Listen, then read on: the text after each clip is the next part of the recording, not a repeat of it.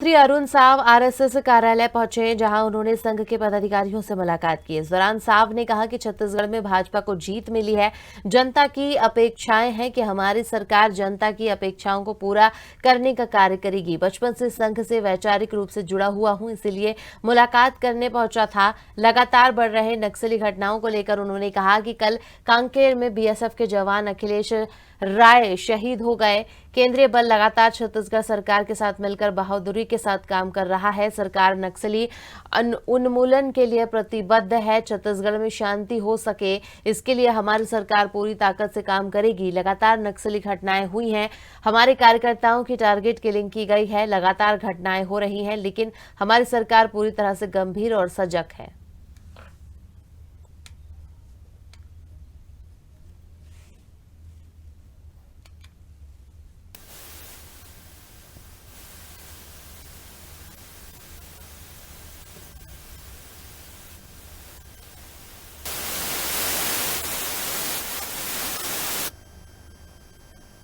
तो खबर हम आपको बता रहे हैं, जहां पर डिप्टी सीएम ने दौरा किया आरएसएस कार्यालय का। आपको बता दें कि उप मुख्यमंत्री पहुंचे आरएसएस कार्यालय, जहां पर उन्होंने विभिन्न मुद्दों को लेकर चर्चा की, मीडिया से रूबरू हुए और इस दौरान उन्होंने अपनी बात मीडिया के सामने रखी और साथ ही कई विषय को लेकर अपनी विचारधारा को स्पष्ट किया।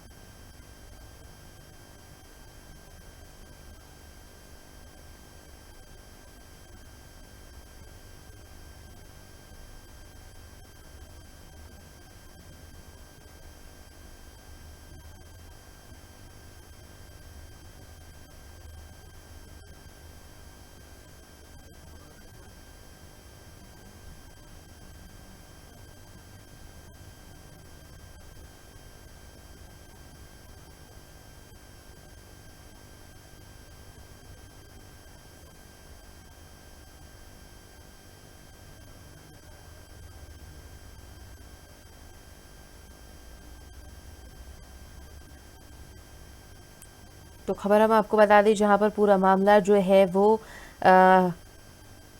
नक्सलवाद को खत्म करने को लेकर बात कही गई है। आपको बता दें कि नक्सलवाद लगातार बढ़ता जा रहा है और कहीं ना कहीं सरकार इसकी ओर चिंतित दिखाई दे रही है। साफ तौर पर डिप्टी सीएम ने कहा कि नक्सलवाद को खत्म करने के लिए भाजपा सरकार कार्यरत है और जल्द ही इसे पूरी तरह से खत्म भी कर दिया जाएगा।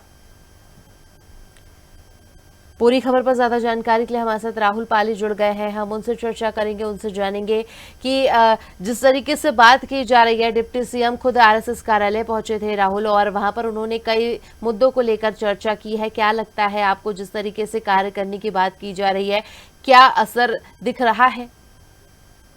बिल्कुल ऐसे जिस प्रकार से डिप्टी सीएम नियुक्त होने के बाद में जो है तत्काल जो मुख्यमंत्री के साथ में दोनों डिप्टी सीएम जो है एक्शन पे नजर आ रहे हैं। वही बात की जाए तो संघ प्रभारियों से आज जो है डिप्टी सीएम ने मुलाकात की, क्योंकि आरएसएस संघ से जुड़े हुए हैं अरुण साव। इसके साथ ही तमाम जो पदाधिकारियों से मुलाकात करके बधाई लेते हुए नजर आए। इसके साथ ही जो है आरएसएस के लेकर के छत्तीसगढ़ प्रदेश में और किस प्रकार से स्थिति और कैसे जो है सफलता के साथ में प्रदेश की जनताओं को और जो भाजपा के जो कार्यकर्ता हैं उनको आरएसएस के टिप्स को लेकर के चर्चा भी करते हुए नजर आए हैं। उसी के दौरान जो देखा गया कि नक्सलवाद जो छत्तीसगढ़ प्रदेश में लगातार जो है बढ़ते चरण पे दिखाई देते हैं। बस्तर क्षेत्र में देखा जाए तो द्रोणापाल हो गए, सुकमा हो गए, दंतेवाड़ा हो गए, ऐसे जगहों पर लगातार नक्सल की समस्या सामने आती है और लगातार जो है मुठभेड़ की जो है जानकारी सामने मिलती हुई नजर आती है, जिसमें हमारे जो जवान है वो भी घायल होते हैं, शहीद होते हैं।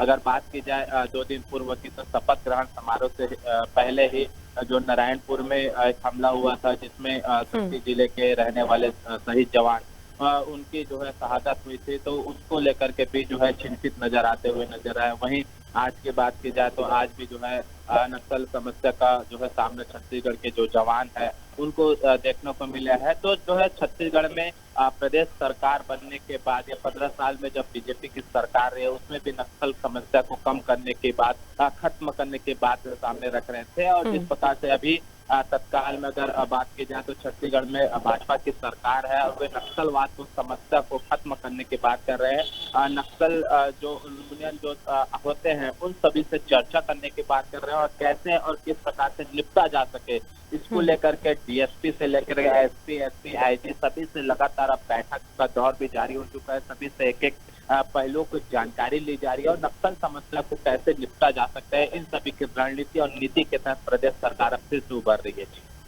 बिल्कुल, देखिए कहीं न कहीं अगर हम देखें तो छत्तीसगढ़ में जिस तरीके से बीजेपी ने शुरुआत की है कि हमने बनाया है, हम ही संवारेंगे, इस नारे के साथ बीजेपी आगे बढ़ती हुई नज़र आ रही है। एक कुशल नेतृत्व भी दिखाई दे रहा है क्योंकि इस बार हम देख रहे हैं कि 3 राज्यों में जीत के बाद मुख्यतः निर्णय जो लिए जा रहे हैं, वो केंद्र से लिए जा रहे हैं। यानी कि इन सभी चीज़ों का ध्यान रखा जा रहा है क्योंकि पिछली बार हार मिली थी, इस बार जीत फिर मिल गई है बीजेपी को। तो इन सभी बातों का ध्यान रखा जा रहा है कि इस जीत को कंटिन्यू रखा जाए, किसी तरह की कोई जनता के बीच नाराजगी ना हो।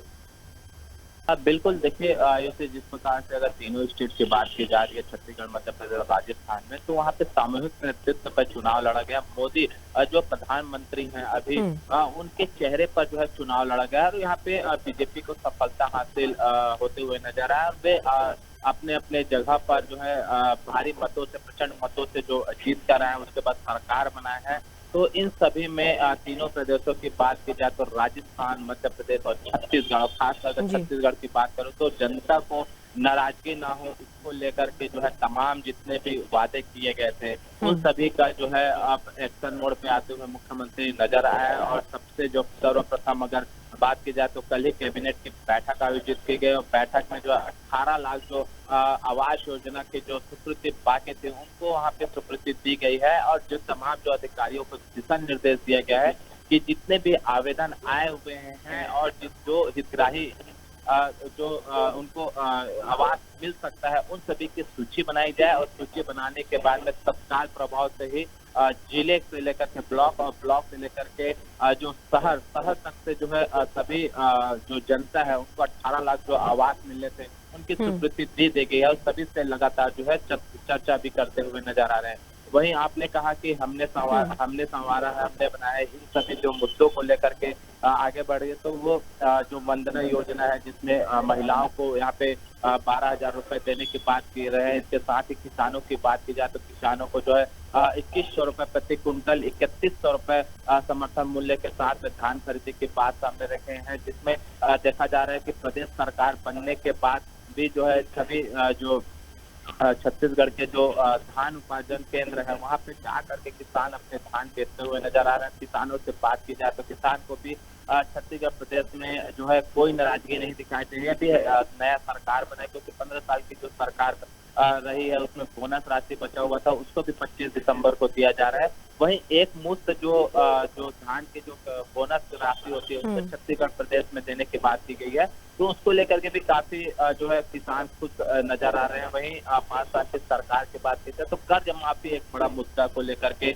प्रदेश के चुनाव में भी उतरे हुए थे और पिछले जो 2018 के चुनाव में जीत हासिल करके आए हुए थे तो उसको भी अगर किसानों से चर्चा की जाए तो उनको कर्ज से अब कोई जो है उतना प्रभाव नहीं पड़ा है। हालांकि जो 21 कुंटल जो धान खरीदी की बात भाजपा ने की है उसमें काफी खुश नजर आ रहे हैं।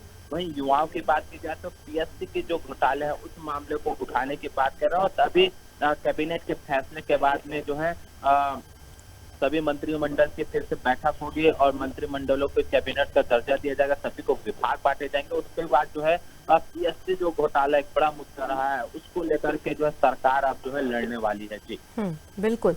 और पूरी खबर पर ज्यादा जानकारी के लिए जुड़ने के लिए धन्यवाद। हमारे साथ राहुल पाली जुड़े हुए थे जिन्होंने हमें बताया कि किस तरह से छत्तीसगढ़ सरकार जो है इस वक्त कई मुद्दों को लेकर आगे बढ़ रही है। तो वहीं अगर हम बात करें डिप्टी सीएम की तो आरएसएस कार्यालय पहुंचे थे और उन्होंने वहां पर नई गाथा गढ़ने की बात कही। साफ तौर पर कहा कि जो वादे सरकार के द्वारा किए गए हैं उन्हें हम निश्चित तौर पर पूरा करेंगे।